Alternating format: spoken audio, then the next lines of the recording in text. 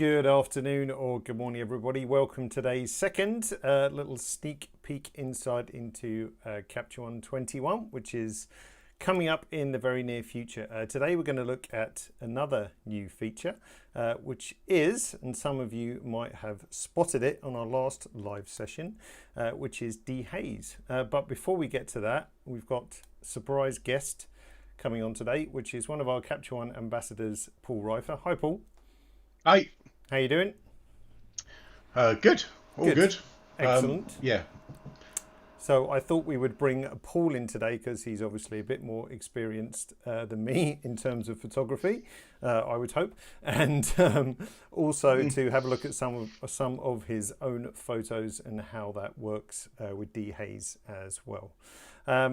So without kind of waffling on or wasting any more time, what I'm going to do is just bring up my screen first of all. Paul, you're still on screen as well. Fortunately, your head is not covering the Dehaze tool, so we did on purpose move it up to the top. Just there. Yeah, so Dehaze, I'm sure I don't need to educate everyone exactly what Dehaze is. But basically, if you look at the picture here, and thanks to one of your friends, isn't it, Paul, who supplied this picture? Yeah, I remember Peter. his first name, Peter. Yep. Great shot. This is exactly as it comes out of camera. Typical haze issue. Now, traditionally, if we wanted to fix haze, then of course we could do so using a variety of different tools, levels, curves, clarity, and contrast, and so on. Just like any tool in Capture One, there's more than one way to reach an end result. And the point of having various tools like Dehaze is to give you that accessibility and speed to go from point A to point B nice and quickly. Now, as you can see from the UI, it's not exactly a complicated tool to use. So if we just drag the slider to the right, then gradually you can see the haze disappear, and then we improve our contrast and so on. Now underneath you can see there's something else called shadow tone. Now on this shot, this actually works pretty nicely out of the box. So really, I guess for this shot, the only thing I might do is add a little bit more contrast, which is behind Paul's head, and probably pretty much leave it there. So really, that's how Dehaze works. It's very simple and works very, very nicely. Now, to give you a little insight into how shadow tone works, and I think, Paul, you had a couple of examples, which we'll see in a second as well, where it kind of illustrates where you might need to use this. For this shot, let's just check this is on default. So this is from my buddy John McDermott out in Italy. So for this particular shot, I'm just going to warm it up a little bit first to something a bit closer, and then same as before, drag the Dehaze slider up until I get to something that I like. And by default, the shadow tone is set to auto, so Capture One will detect the shadow tone of the photo, kind of the haze color as well, and then use that to contribute towards correcting the haze properly. If you're not satisfied with how the shadows look, then you can grab up the little picker here, and what you're looking for, the crucial part is, I'm not going to click up into the hazy area or anything like that. I'm just going to click on the shadow tone. So down here is the shadow, so if I click once, and then that will give me a slightly different result, and then I can adjust again as need be. And pretty much that's all there is to it. It's very simple to use and works in a whole bunch of different cases. I know, Paul, he's part, or you're part of our beta testing group, which gives early access. I think it's safe to say the first iteration that we had of Dehaze, you and I weren't so keen on, is one way of saying it. And like any kind of beta testing process, this was a progression. I think we're on the 4th or 5th iteration based on feedback to where we are now. And I know, as I said, version 1 you weren't super keen on, but version 5, as we're up to now, I think you're getting good results. Yeah, I think we sort of touched on it a little bit last week in some of the comments and stuff that were coming in on YouTube, which is the reminder of what that beta period is about, which is, here's a candidate for an idea. Let's test it. Let's break it. Actually, let's intentionally push it to its limits. Find what does work well, find what doesn't work well. And in beta 1, to be honest, a lot of it didn't work well. It was producing some very strange results that even between you and I, we couldn't work out why it was doing that. Version 2 was an incremental improvement, which was great. Version 3, we started to get more realistic results, and by this one, which is sort of 4.5, I guess, with the sort of little extra version, we're now in a place where the tool, what I would look at it as, is the Dehaze tool is a great way to start with an image that you want to reduce haze. You may still want to do some other tweaks, and certainly a lot of my images I will still then do some adjustments and so on to improve things that I can see. But the whole point of this is, just in the same way as the contrast tool is a tool that will get you to 80%, and then if you want to play a bit more, you can. Dehaze is just exposing some quite tricky manipulations that we often do with images to get to a decent place. From there, you can then do some more adjustments and get even better results. Exactly, and like any tool in Capture One, it's always used, or can be used in combination. So as I said on this shot, I might, sorry Paul, I'm just going to rudely hide your head for a second. It's all right. On this shot, I would probably add in a little bit of contrast as well, and then, a touch of clarity. But if I just, let's bring Paul's head back so we're not being rude to our guests. If I just turn off the dehaze by turning it on and off, then it's still contributing as one of the adjustments to the photo. Without dehaze, then yes, I could tackle it with levels and clarity and a few other tweaks and tricks, but of course that was a really rapid way to edit. Anyway, that's enough of looking at these couple of shots. Let's go over to Paul's screen. So we should be able to see some classic haze from stuff. A city. So yeah, and actually, let's look at what this tool is there to do. And it's not there to replace all of the fine detailed changes, just like David's just said. So the idea isn't that this is a one-click, bang, your picture looks amazing. This is a tool that helps reduce some of the aspects or the issues that come from haze, and that's generally a lack of clarity, a lack of contrast. You start to actually, funnily enough, you actually start to see a histogram that's slightly brighter than you'd expect, because that haze is effectively lifting all those levels. So if we take this shot, for example, and we start to look out into this distance, we've lost a lot of the detail in here, in amongst the buildings. If I just use our auto, so let's just put dehaze onto auto and press the button, well, a couple of things happen. So number one, we've got a lot more detail and clarity back. It's effectively cut through that mist and haze. I guess pollution. But we've also, one way to say it. Pollution. It's pollution. Let's call it what it is. So it's cut through that, but at the same time, it's given us the feeling that the image has got darker, and some of that is because it's got rid of all the stuff that was brightening up our histogram. So one thing to remember when we do dehaze things is your meter on your camera has correctly metered it. Once we get rid of the stuff that's brightening the image, you could end up with an image that's darker than you intended. So one of the things that we might look at doing is doing things like bringing back up some of our shadows and some of our blacks. Just be really careful that by doing that, because of course the HDR sliders effectively cut contrast. So just be careful when you're doing that, you're not undoing what the dehaze slider is doing. We might choose to use a little bit of levels adjustment. So we might want to brighten up and darken down each end of the image.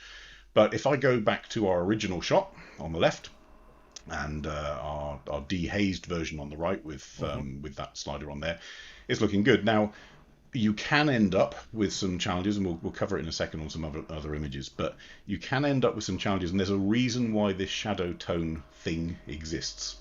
So which we discovered earlier, didn't we? Which we have, David and I have been playing with this for quite a while, and it's a little bit of a knack, but we've got it now. So effectively, as David says, by focusing on the shadow tones, we can control the exact haze that Capture One is trying to remove. And if we look, for example, in here, with the auto shadow tone, which is picked on this sort of very white, bright haze, it's actually flattening down a lot of the detail on this roof and in the trees here. Mm-hmm. If I were to now choose this as our shadow tone, wow. What a difference. Okay, so so that's fixed that one right up. So again, with all tools, and this goes for any image editing software, whether it's pixel based or raw converter or whatever, the detail is in the minor tweaks that you can make, and that's what really makes an image stand out. So, you know, absolutely there is an ease of use in using this slider, but the power is going to come in things like this shadow tone option down here. Yeah, because that gives you just a bit of control back to. Obviously, the algorithm can only do so much, and when you drag the slider, there's a lot of stuff going on under the hood.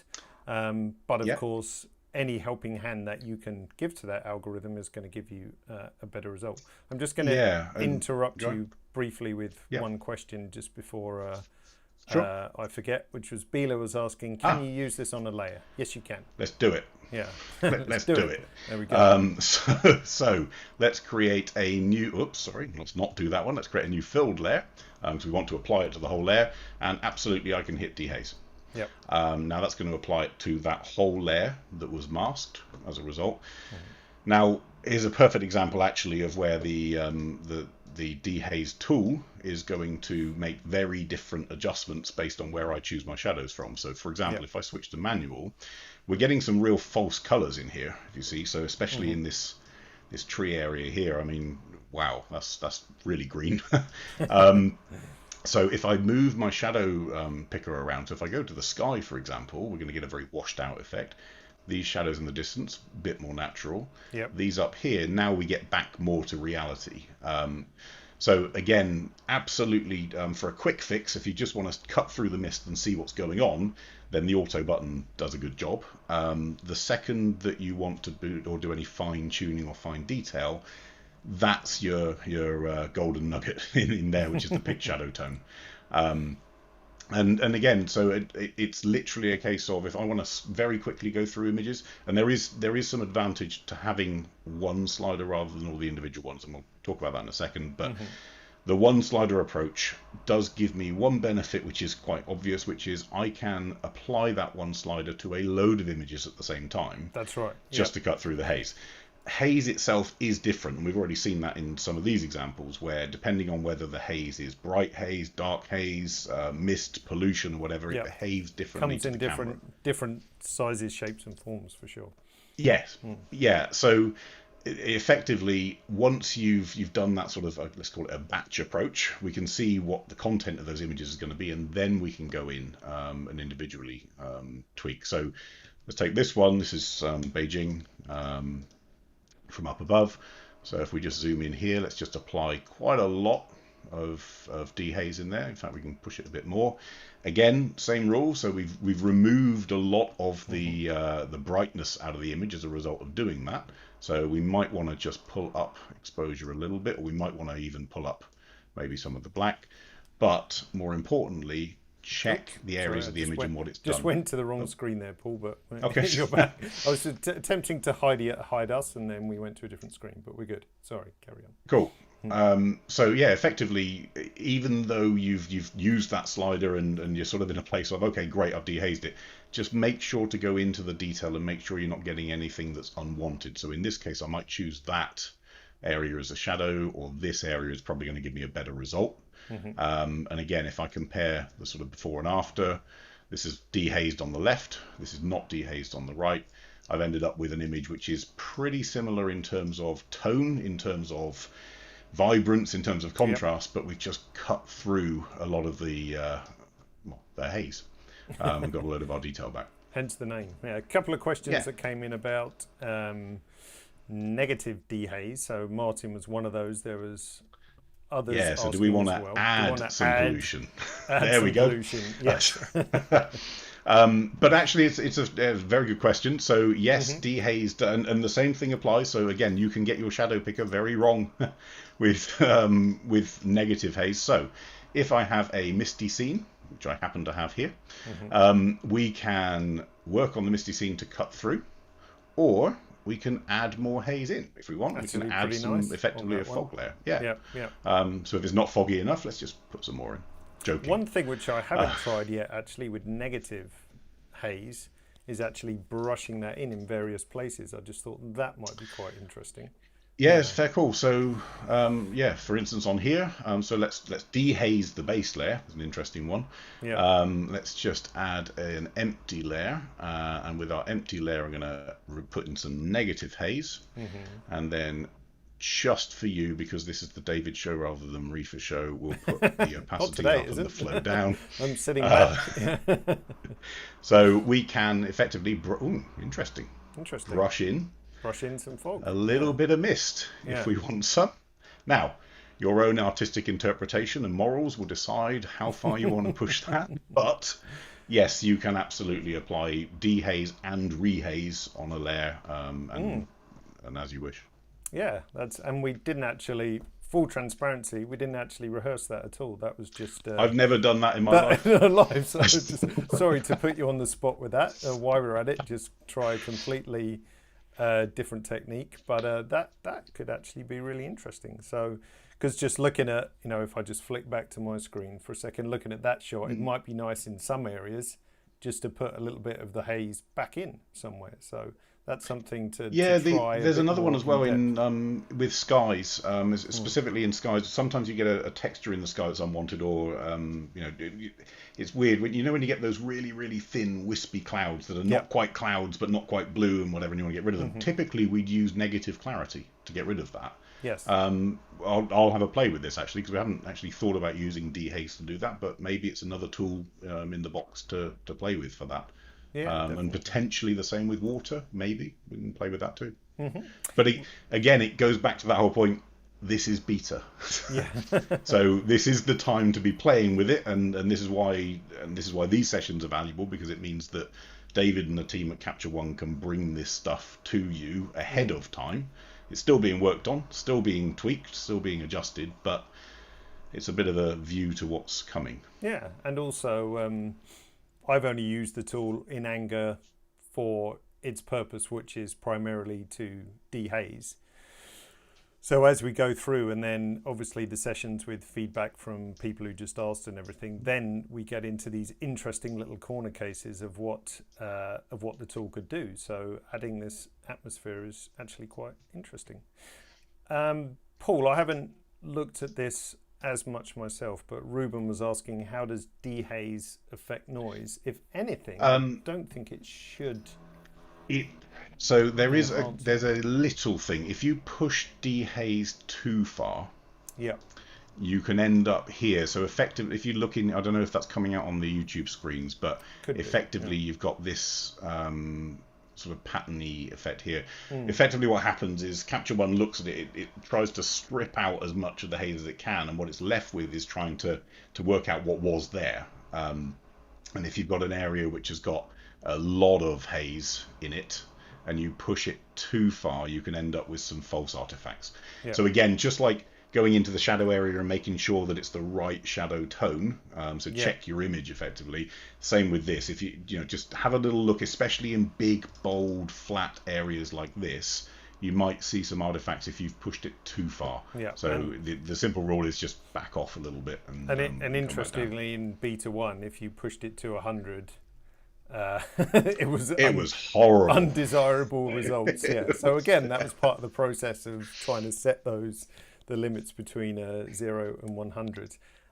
Good question from Philip, actually, and I also haven't tried this, so it may or may not work. Would it make sense to have more than one shadow tone on different layers? Good question. I guess maybe in a scene which had, I don't know. Maybe. No, you could do like the Misty one or something like that, perhaps. A scene like this has a pretty standard set of mist in it. But actually, if I take this scene, for example, here, my tone up here is very different to my tone down here. So I might want to try two different tones. The only thing I would sort of add as a bit of a tip with that is be very careful at the boundaries where those things join. Where it's going to cross over. It's a bit like. Yeah, when you do a split white balance, you can, if you overdo it, you can end up with a very obvious line or boundary where it is. So, I'll play with it. Actually, it's a good question. Could be interesting. We'll play with it a little bit, but with all these things, just be careful you don't overdo it, especially when you're trying to mix two things together. Yeah, and it's definitely it's definitely there can be an intention there to overdo any adjustment. So sometimes I find once I've edited something, if I come back the next day or just an hour later, everything 20% all of a sudden 20% less all of a sudden looks much better. Yeah. And again, I mean, David and I were talking about this before this session, but none of this, especially a tool like Dehaze, it does not negate the other tools. It's designed to be supplemented by. So in the scenarios that certainly I've been working through with David before now, it's Dehaze is one element of it, but if anything, what I've been doing is a little bit of the Dehaze slider as a bit of the boost, and then I might still put in a little bit of a curve adjustment. I might still pull in some of my levels a bit more. I might shift the midpoint a little bit. This isn't a one golden bullet panacea to click and your image is now awesome. You still need to use the other tools for certain things, depending on what you're trying to get out of it. One thing I would say as a standard with Dehaze, which I have found, is certainly pull back, especially at night time. It doesn't negate the need to pull back your whites and your highlights to get details back into the distance. So Dehaze will get the structure of the buildings back, but anything that's slightly on the hot side of exposure, you're still going to want to bring back whites and highlights just to see that detail. Exactly. Fantastic. All right. Well, I think that's probably gives people a good idea of what Dehaze does and how it works, and so on and so forth. Lucas says, okay, that's Dehaze, and now one more thing.